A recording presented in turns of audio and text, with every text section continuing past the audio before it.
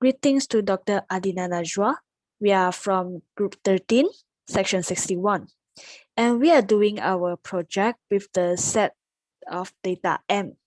So firstly, I would like to introduce our members, which is me, Seo Yun Yi, and Chang Wanje, Gan Wei Ting, Nozaldi, and also Amalia Permata.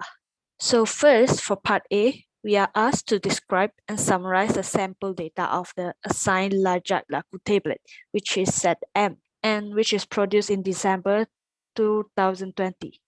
So we need to present the observations effectively in numerical, tabular, and also graphical form. So firstly, we have presented our data in tabular form for week. So we filter the data through shift, which is evening, morning, and night. And the table above shows the sum of weight, mean, percentage, standard deviation, and also variance of the data. And the graph below shows the data for every shift, which is morning, evening, and also night. Next page, we have presented our data in the same method, which is using tabular method and also graph for relative density. Next, for relative density, we also presented our data in tabular and also graphical form. So for the data, we have also filtered it through shift, which is evening, morning, and also night.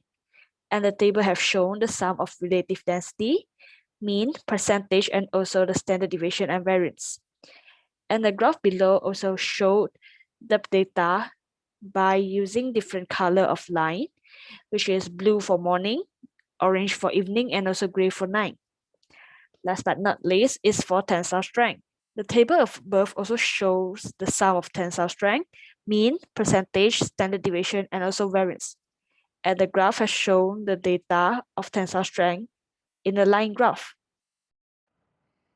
For Part B, the Food and Drug Administration (FDA) authority requires that the weight of standard tablets produced by manufacturers should be normally distributed with 350 mg with standard deviation of 14 g. We need to comment on whether there is significant evidence that Lajat-Laku tablets produced in December 2020 do follow this distribution.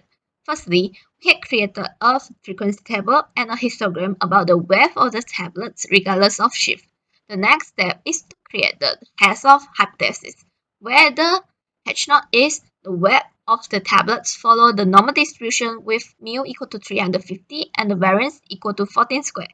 And the H1 is the weight of the tablets do not follow the normal distribution. Significant level that we have set is 0.05 and the test of statistics, which is Z equal to x minus mean divided by standard deviation, had been done. After that, we need to calculate the chi-square test. From the calculation that have been done, the chi-square test equal to 5.6093, and from the statistic table, we found that the critical value is equal to 12.5916. The decision rule is we will reject the H0 if chi-square test larger than the critical value.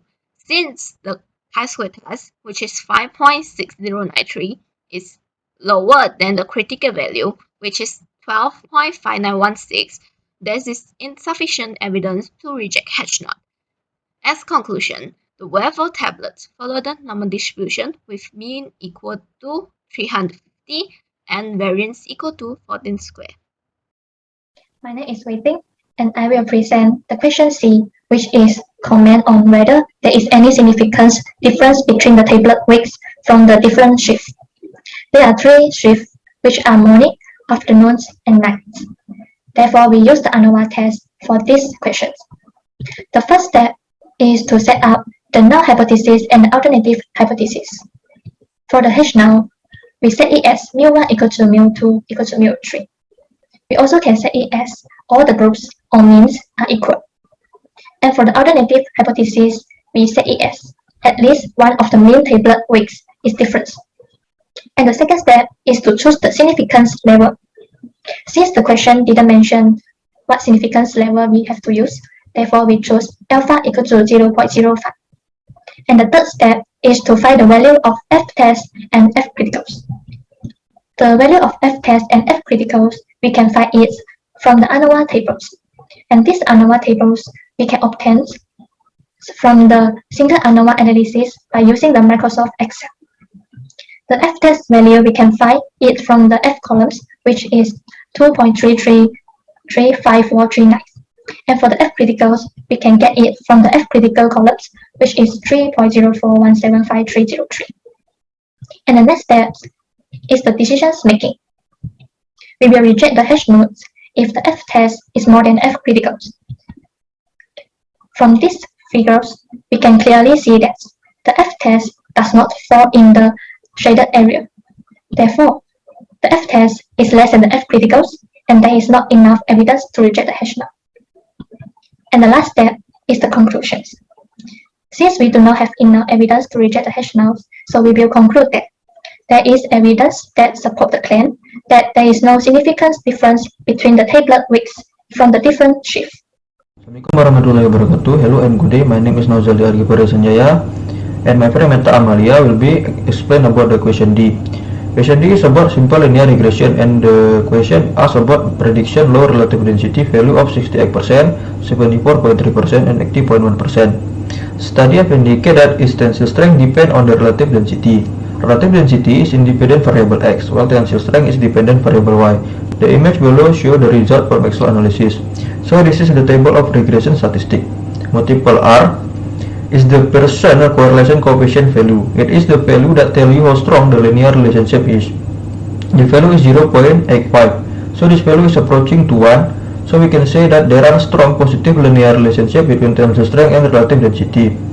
And then we can get the value of R square 0.724, and then adjust R square 0.723, and then standard error 0.096, and then the last one is observation is 200. This is the sample number. And then this is the ANOVA table. From ANOVA table we can get the F-test value, and then the P value or significant F, and then we can do the linearity test. The null and alternative hypothesis are HO beta equal to 0, H1 beta not equal to 0. If we fail to reject HO, we can conclude that there is no linear relationship between relative density of tablet and its tensile strength.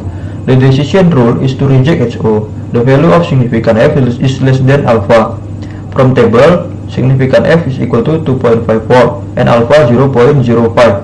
At 5% significant level, reject HO. If significant level F is less than alpha, since significant F equal to 2.54 less than alpha 0.05, thus HO is reject, and we can conclude that the data provide sufficient evidence to support the linearity between relative density of tablet and its tensile strength at 5% significant level. And then this is the table of estimation of unknown regression coefficient. From this table we can get alpha hat 0.3535 and then the beta hat 0.0771, and then we can put these two value into simple linear regression equation, which is y hat equal to alpha hat plus beta hat times x, and then we can get also the t-test value. That's all for my part. For the next part I will pass to my friend Meta. Hi, my name is Amalia Permata Aminuddin. So now I will continue to the next part. After we substitute, we can predict the value that given in the question. So this is the equation, and then we can predict the value that given in the question, this one, the relative density, and then we can get the value of the tensile strength in MPa. So based on the regression statistic table, correlation coefficient R is equal to 0.8511, which close to unity or the value of 1. It signifies that there is a strong positive linear relationship between this relative density with the tensile strength. This graph also shows the strong positive linear relationship. And then so for the conclusion, for the status of production Pilajakurui M tablets in December 2020, as shown by the goodness of fit test, there is no significant evidence that tablets do follow the normal distribution. There is also no significant difference exists between tablets' weight from different shape. Lastly, the relative density and tensile strength data provide a strong evidence on the existence of linearity in the regression model, and it signifies that there is a strong positive linear relationship between relative density and tensile strength. So that's all from us from Group 13 from Section 61. So thank you for listening to us. Thank you.